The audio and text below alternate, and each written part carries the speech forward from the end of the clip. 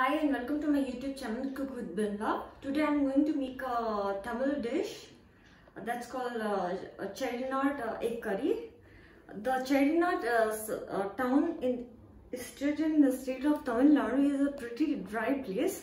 So its inhabitants have a habit of keeping the whole spices and condiments for their day-to-day meals.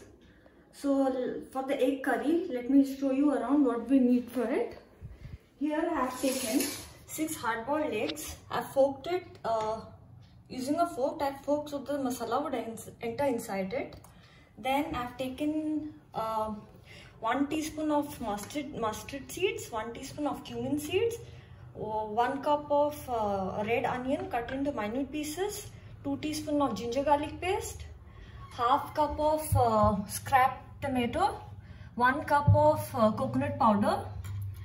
This is around 12 to 15 curry leaves, or you can say bunch of curry leaves, 1 teaspoon of salt, 1 teaspoon of lemon juice, 2 teaspoon of Kashmiri red chili powder, half teaspoon of turmeric powder, 2 teaspoon of coriander powder.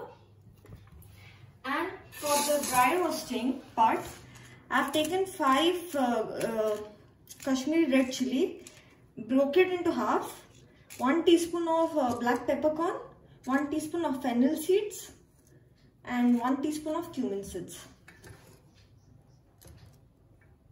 And this is the copper water I required to make the curry.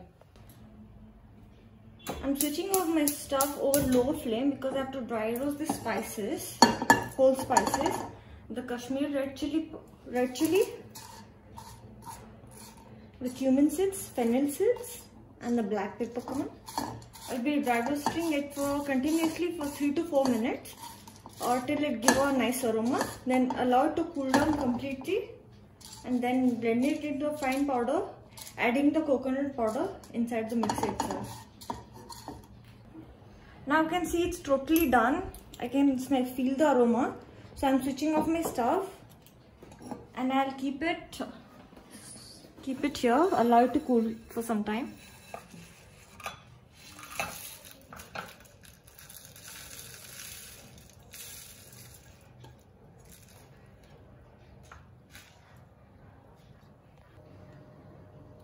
So this has become totally cooled down, my whole spices. So I'm adding it to my mixie by Wonderchef mixie, and 1 cup of coconut powder to it.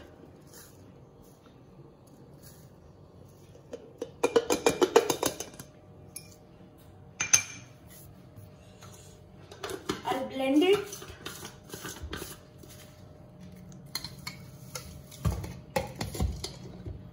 First lock it.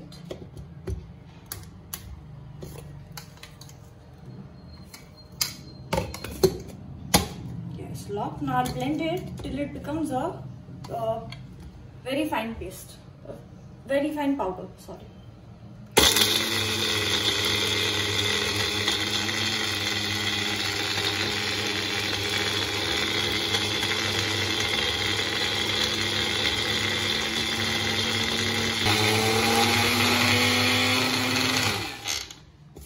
It's done. Let me have a check. Yeah, it's completely done. It turned out to be a coarse powder, but that's okay.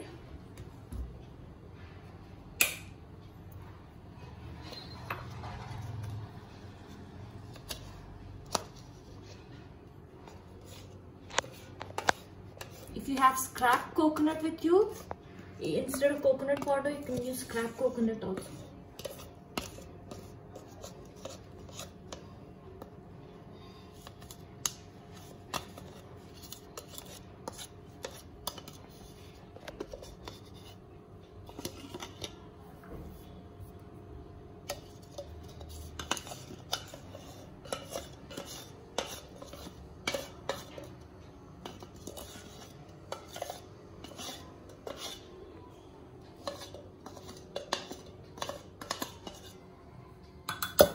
This part is done. I'll keep this aside. So now I am switching off my stove over medium flame. Put my pot over it. First I will shallow fry the eggs. So adding 2 tablespoons of olive oil into my pot.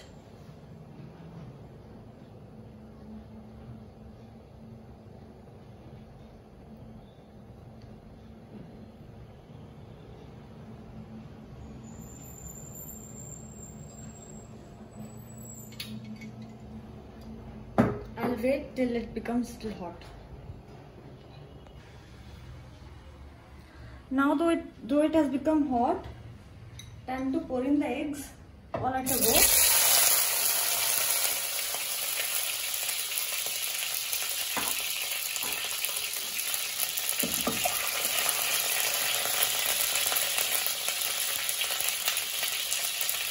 Bring the flame to low. Bring the flame to low and allow it to cook for 2 to 3 minutes till it gets fried up.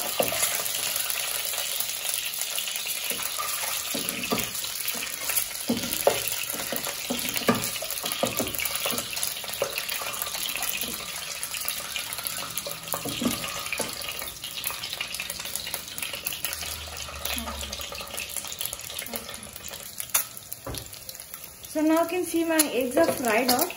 So I'm still on low flame. I'm taking it out and placing over a paper towel, kitchen paper towel, so the excess all get absorbed, right?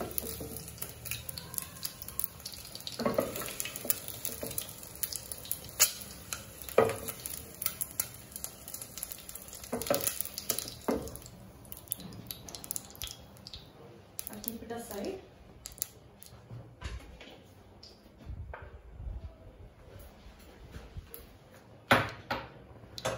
Now on the same pan,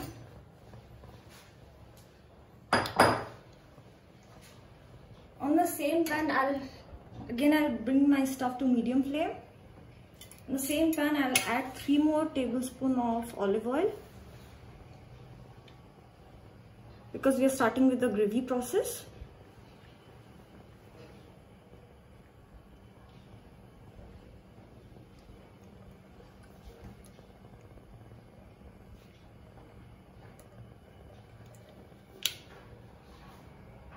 Let me allow it to get a little bit hot. Now I'll add the 1 teaspoon of mustard seeds, followed by 1 teaspoon of cumin seeds, followed by a bunch of curry leaves. Allow it to crackle a bit. It's already crackling. Time to add the 1 cup of red onion cut into minute pieces, followed by 1 teaspoon of salt. I think that would be enough. If liquid, we'll add later on. I'll be sauteing it till the onion becomes pinkish in color. Now it's become pinkish in color, so I'm adding the 2 teaspoons of ginger garlic paste,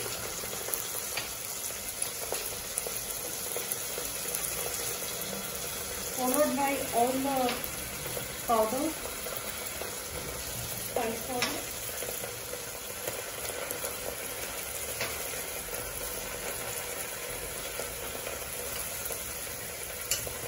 and half a cup of water.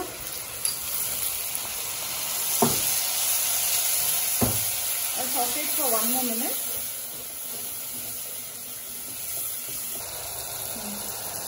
Now I'll pour in the half cup of scrap tomato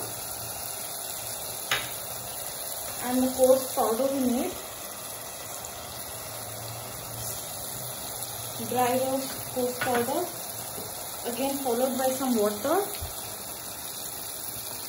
and we'll cook it till the raw smell of onion, garlic, ginger and the tomato totally disappears.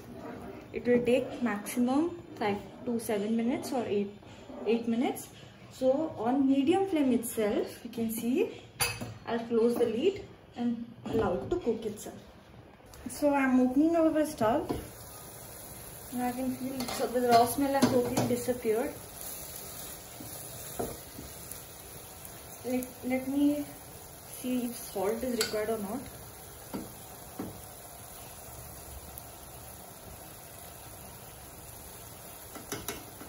I think that's enough. I don't think we need, I mean, according to my taste, salt is enough. Good enough. So next goes our fried eggs. Hard boiled. 6 eggs go into it. I give it a mix. Nice mix. And for the curry part, we have to add water.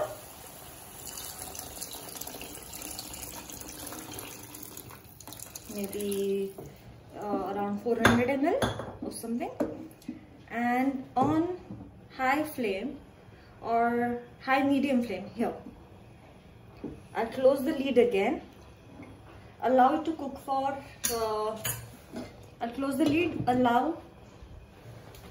close the lid and allow it to cook for 15 minutes maximum. Then it will be done. Now I'm opening the lid. 15 minutes have passed by. I think it's done. Yeah, it's done. So I'm switching off the stove. One more step remaining. I'll add the 1 teaspoon of fresh lemon juice to it. So the tanginess will come from here. Mix it well.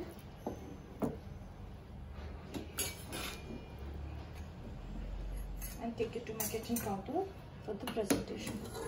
Oh God, how become so hot.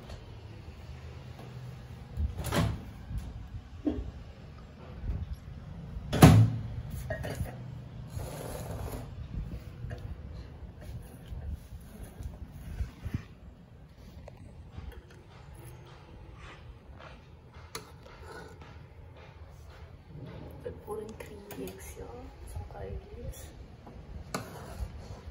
because your added bunch of curry leaves into it.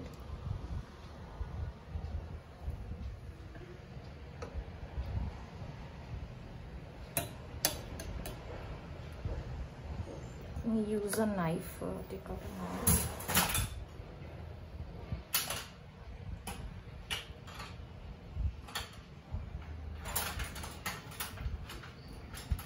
Of my knife, I'll just cut it a little bit so it looks good.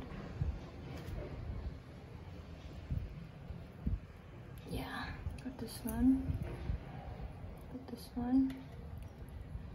and let the other one be the same.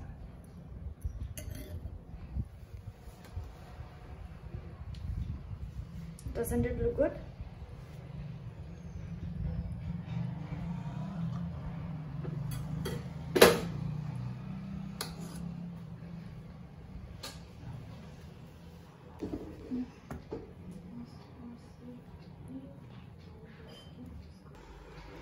So as I said, this chestnut egg curry is ready. You can see it looks beautiful, and it is spicy, tangy, and not so spicy I can say, because Guntur chilies has to be added, but I don't. It's not, though it's not very good for stomach and all. People in South India can consume it, but here we can't take it, even if it's available. And it's very spicy, and red chili, so I use for all purpose. I've used the Kashmiri chili and the Kashmiri chili powder, red chili powder.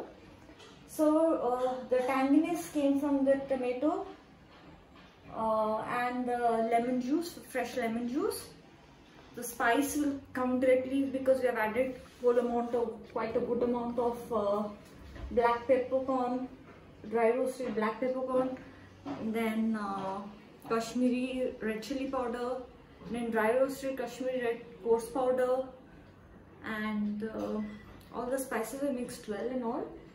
So this goes very well with steamed rice, And few people also, I've seen people also have it with dosa or pancake, and I've seen few people also like it with idiyappam. That's one of the food that's known by the Malayalis, because this is kind of a staple food to them, breakfast staple. Like I posted a video before, a staple food of Maharashtra for breakfast is poha. So staple food for the Keralites is either puttu or idiyappam. So it goes well with that also. So up to your choice, which what you want to eat with. So if you like my dish and my preparation, do not forget to click on the like button. That's for my motivation, so that I can work harder for it. And if you have not yet subscribed to my channel, kindly do so. And not forget to click on the bell button, so that the next recipe I'll post will directly come to you. So then post lunch, I'm thinking to, if I'll check the pantry, and if some things are available, I'll bring you a fresh salsa, Mexican salsa, if available. If not, for the next recipe I'll eat that. So till then, take care, goodbye.